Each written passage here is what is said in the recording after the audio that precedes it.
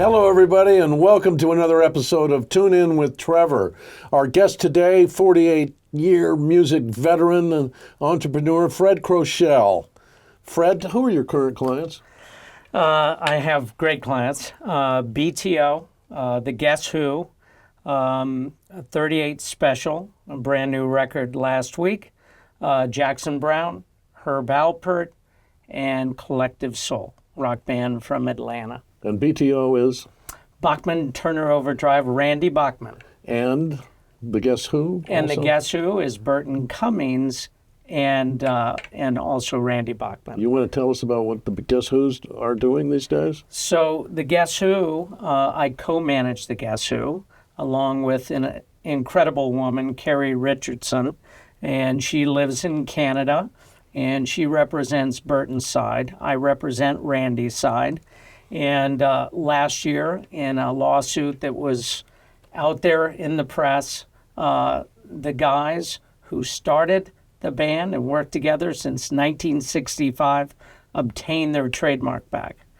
So with that, it's a very exciting time because we're looking forward to 2026, touring, getting out there, and it's really a preservation of legacy. It's really these guys, wrote and played together as teenagers, and here they are in their later years, and it's a very exciting So many time. hits from them. So many hits. All right, what do you do? What do you do for these bands? So my company, Croshal Entertainment Group, is both a management company and a marketing company.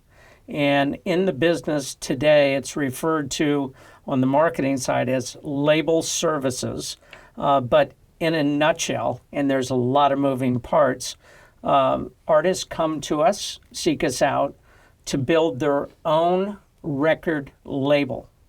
And it allows them to have an alternative to go into a major label, to being married to that situation, whatever that deal may be, and really controlling their own destiny.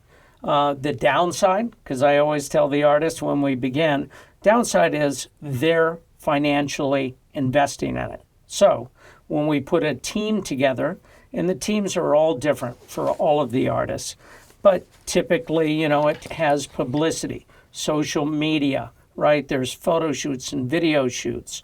But our job is really to coordinate that, manage a budget. All of them are different. All of their needs are different. But everything from building a website to whatever you may imagine that a major label would do for them.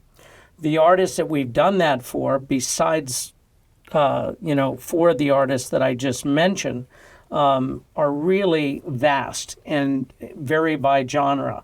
So 30 to 50 artists that you would know, I'll just name a few: Filter, Everlast, Blind Melon, Smokey Robinson, Bonnie Raitt, TLC, Graham Nash, David Crosby when he was alive. But we've not only put together teams for those people, release records independently, and really the record sales, which it's a streaming world now, it's not necessarily about sales, but represents maybe 8 to 10 million in worldwide sales. Because yes, we do oversee it on a worldwide basis. Give me an idea of the range of budgets. What's the least and what's the maximum you might see? I would say, the smallest, and it really goes by genre, and I'll go with singer-songwriter. Typically, it's a smaller team for something like that, and I would say in the range of $50,000 to $75,000. And that means they need everything. A lot of artists come to us already have photos that are usable, video content, social media team. But if they need everything, it's probably in that range. That's on the small. Some pop artists that have come to us, which is massive. And radio still is integral in making impressions. Those teams have a ton of people. There's so many people to manage. Those budgets, to be competitive, are in the $200,000 to $400,000 range. To give you an example, Elliot Yamin was a cast-off from American Idol about 15, 20 years ago. And we released his record independently in conjunction with Sony Publishing, right? And we sold 500,000. He debuted at number 3 on the Billboard chart, all independently. But it was expensive because we went to top 40 radio. The videos, the photos, everything had to be super competitive. Like here today, makeup and hair and everything that goes into a really good production. And in top 40, you have to have it. It's just way too Talk about competitive. radio promotion in top 40. Is it still what they call payola, or you have big budgets for that? We have very small budgets for it now. And when I ran Maverick Recording Company, every meeting would start with, how are we doing in radio? Radio was where you started everything, and now it's not, okay? Taking place of that is social media. So, got to feed the content, got to have that. It is the platform that gets everything introduced. But in addressing your question about radio, radio is still a component across all genres. And, you know, I like to think of it in reverse engineering, where it once was the beginning. Now it's like, okay, it's a little bit of an accompaniment, and it's lesser in fees.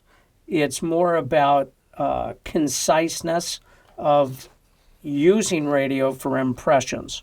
For example, instead of wanting and spending money to get a top 10 song at radio, which was the end-all to end-all prior to the current state we're in, now it's like, let's get a track to radio, let's service it to radio, we get some airplay, great.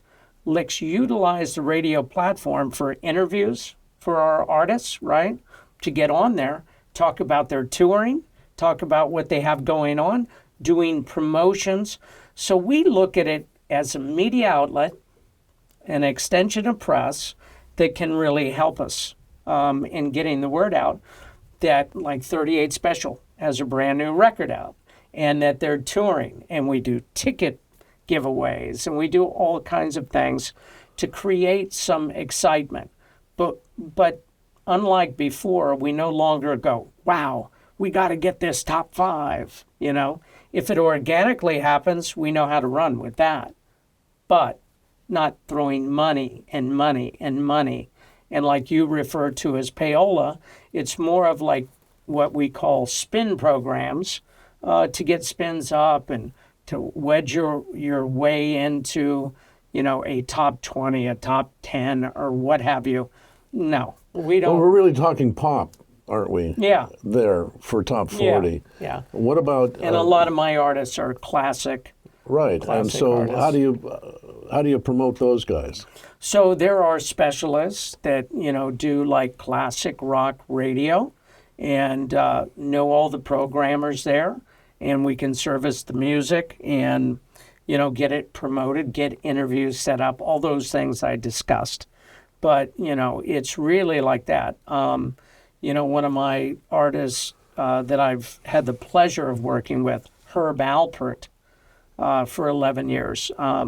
Incredible artist, legacy, history, founder of A&M Records, all of that history. And at 90 years old, he's still touring endlessly, and he still releases a record, one at least every year. And yesterday we announced a new Christmas record on November 7th. He's got 2 sold-out shows here at the Dolby Theater in L.A. on the 14th, 15th, and there's no signs of him slowing down. When you talk about social media, what does that mean?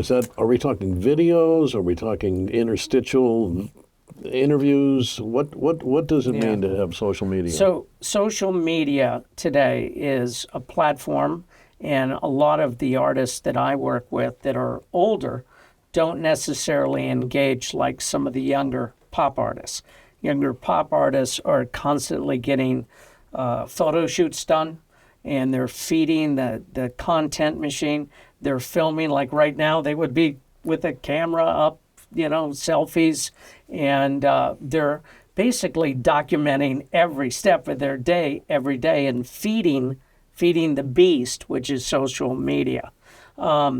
Social media can be different depending on the artist. Like I said, I deal with some older artists, so the platforms become a little bit different, right? You always hear from people, well, Facebook is for the older audience. It is, but Instagram, super important about the photos, but all the platforms need to be elevated. TikTok. So the TikTok, extremely important right now. YouTube, the proper use of the YouTube channel is extremely important. A lot of people don't know how to necessarily monetize that or feed into it with engaging content, which is where it all stems from, engaging content. So a lot of people will shoot things. A lot of people won't go back after they've done all this and evaluate, okay? Because the analytics are there. You can see, based on the consumer, the interaction, whether they like the content, whether they were engaged with the content.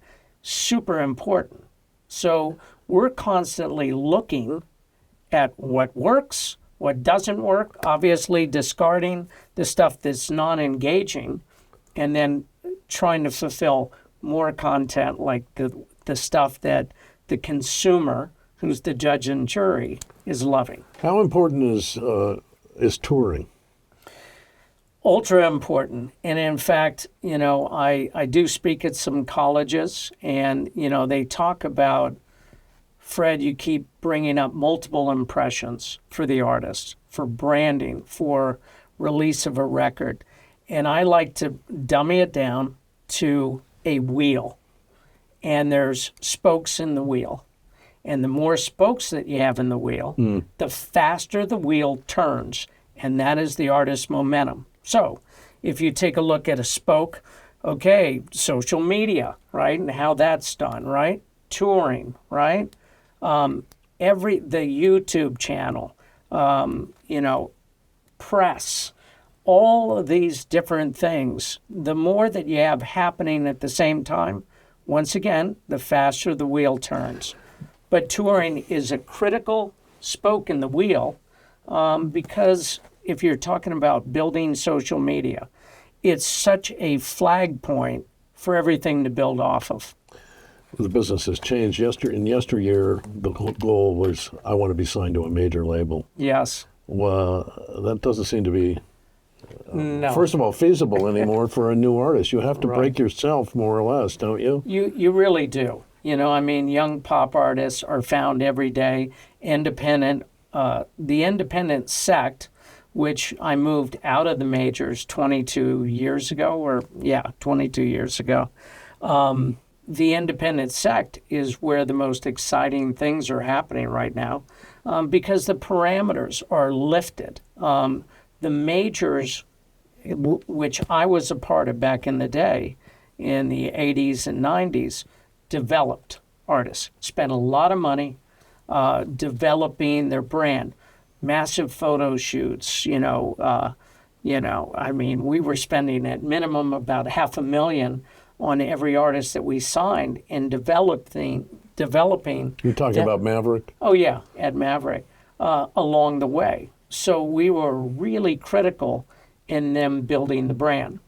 The labels of today, they're, like attention deficit world, right? Let's see, that artist has millions of streams. That artist is selling merch on their own. That artist is doing 100 dates a year on their own and making money. We want to buy that. So they'd rather pay premium price to bring an artist into their fold at the major labels now. And a lot of those artists, quite frankly, are like, I'm doing fine myself. I'm keeping all the revenue. My YouTube channel is generating this. I'm selling merch. I don't know that I need a major label, right? Right. So, it's a question that I'm asked all the time by young artists. Do you think I could benefit and what have you? And I go, well, it really depends on what you want. And if you don't have the money, they're the bank. The bottom line is they're the bank. but you give away 80%. That's the whole thing that you as an attorney also understand, that, what's the price of using their money? Is that the ownership of my masters, my art that I've created? Is it that they want a piece now of my merch and my touring? All those things are on the table when you have discussions with the label. Let's have a little history. Madonna owned Maverick. Yes. What was she like running a label? And why did it work? So it worked for a variety of reasons. One is that, she, from a creative standpoint, I felt, and I don't want to say anything disparaging against CBS Records and Sony Music. Sony bought CBS in '87, and I was an executive there for a long time and an underling there. So I saw it all go down. But the lack of artist friendliness on occasion was definitely there, because there were so many artists and so many things coming out. When I went to Maverick and Madonna, and the reason it worked was she made it very clear to all of us that always err on the side of the artist. Mm-hmm. The artist has the last comment, So whether it be photo shoots, no censoring, whether it be photo shoots or video shoots or, album covers or what have you, that adversity that you hear about in the industry, about artists going head-to-head and in a fight with their that didn't happen, Deftones, we spent an enormous amount of money on their first 3 records, growing their brand, putting money into touring, and look at, they're successful today, touring today, like 20-something years later. That first record came out 30 years ago on Maverick. And Alanis Morissette. Did like Jagged Little Pill. 27 million or something. It's more like 35 million now. But, what an incredible artist. And once again, a space and time. It's like she defined for females alternative radio at the time, and really connected. And, I feel blessed to even have been there during that. Who do you admire as entrepreneurs, artists, people who are successful? Who are some of those? I gotta hand it to Herb Alpert. Once again, an artist first and foremost in the '60s. If you don't know him, you've got to look up the history. But Truth and Fact sold more records in the United States during 1965 and 66 than the Beatles. Whoa. Okay, did. Fact. And, basically they were in operation out of a garage when Lonely Bull and everything blew up. And hence A&M Records was founded. And the history of A&M includes the Carpenters, includes Peter Frampton, the Police. They signed Janet Jackson when she was 14. The history is intense. And I'm just touching on some of the artists. But he's always been a please, thank you guy. Always shared the commonality with Madonna about always, if you're going to go with a decision, err on the creative side with the artist. Always. And I think that's where the benefit is. When you try to, when people try to confine it and make it into, quarterly profits, or, you're making creative decisions based on finances versus that. It never seems to end well. You know, music business is totally a color business. Bean counting is a black and white business. Does age matter for talent trying to break into the business? You know, I mean, if I was saying on the pop side, yes, and it really plays, you know, more of a pivotal role. People are judged and, you know, hipness factor and all of that. I think that talent is talent. So to me, you know, I would more answer the question by defining what I view is what a real artist is. Do singer-songwriters, are they still a good genre, or are they yesteryears? No, absolutely a great genre. And I always say I define artists by three main things. Are they able to write their own songs? Okay. Number two, do they play an instrument? Okay. I'm not saying you have to be this virtuoso, but do you play an instrument? And lastly, but not leastly, the craft of being able to perform live. A couple more questions. Anybody in the marketplace right now that you tip your hat to?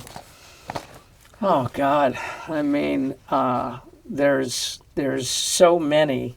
You know, I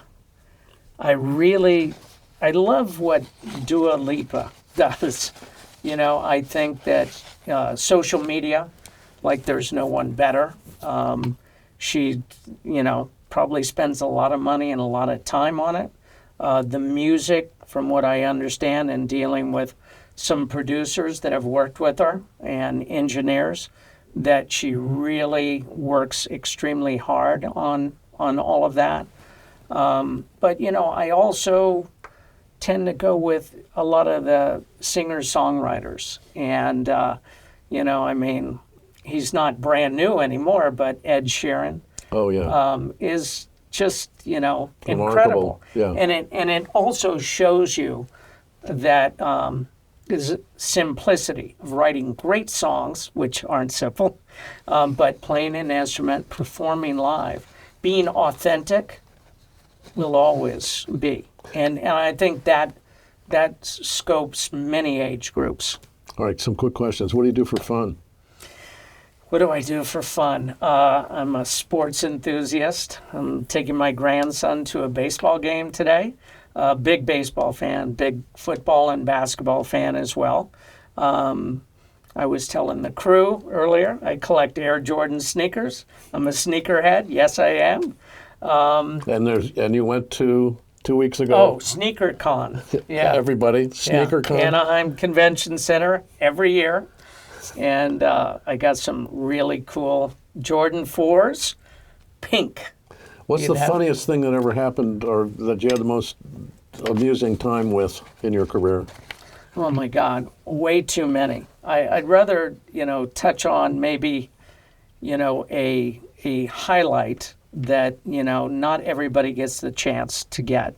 I had gotten into the executive, you know, grouping, if you will, at Sony Music. And it was Christmas party, Tavern on the Green, New York City. It's snowing outside. And Walter Yetnikoff was running the company. Tommy Mottola had not taken over. And he gets up and he gives a speech. And there's a piano up on this little riser. And he gives his speech and says, you know, brilliant year again. You guys did the greatest. We've had our most successful year. And I thought I'd have a friend of ours come in and sing a few Christmas songs. And there was like 25 of us. And Tony Bennett comes in and sings. And I'm like, wow. So I've been blessed. I love what I do. Well, everybody, it's time to say thank you to Fred Croshal. Really great that all of you have watched this episode of Tune In with Trevor. Please subscribe, and we'll see you next time. Thanks for having me.